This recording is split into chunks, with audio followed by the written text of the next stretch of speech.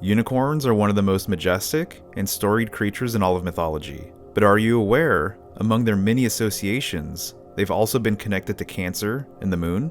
Upon closer inspection, there's a surprising amount of water symbolism tied to the unicorn. One of my reference books called them the Lord of Rains, and several mention a myth regarding the last unicorn dying in the Great Flood. Its horn has also been considered a magical vessel or chalice capable of detecting poison. This is interesting because you're more than likely aware that the element of water is represented by the cups in tarot. Believe it or not, horses have had a long symbolic relationship with the ocean. As an example, a female horse is called a mare, which means sea in Latin. And curiously enough, a mare is also the name of the spots on the moon once believed to contain an ocean.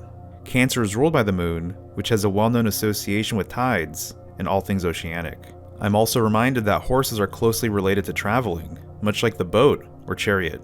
In fact, I consider all of these to be journey symbols and largely part of the same lineage.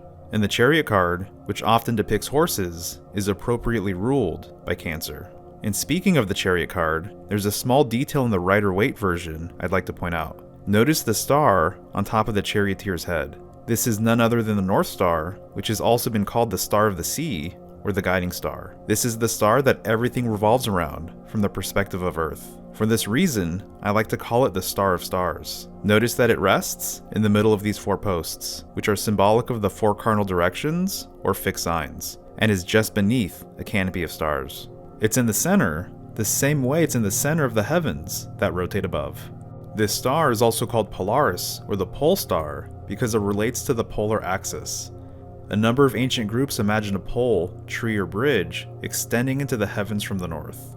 This pole has been associated with a number of symbols, including the horn of the unicorn. Notice that the unicorn horn spirals as well. This is a metaphor for the rotation of the stars around the pole star. The stars revolve around the North Star, the same way the Cancer glyph is symbolic of the churning of heaven as well. In this way, I'm reminded of the wheel of a chariot, which has been the vehicle of countless deities. In other words, the horn of a unicorn is a representation of the hub, or axle, of the cosmic wheel of life. But Cancer isn't the only constellation related to the unicorn. There are also those who say the unicorn is more closely associated with Capricorn. I find this curious because Cancer and Capricorn are actually polarities of each other and sit across from one another on the ecliptic. There's also the Monoceros or unicorn constellation as well, which of all places is surprisingly close to Cancer. And this unicorn intersects with the Milky Way galaxy, which is otherwise known as the River of Heaven. As always, I'd love to know what you think. Thanks.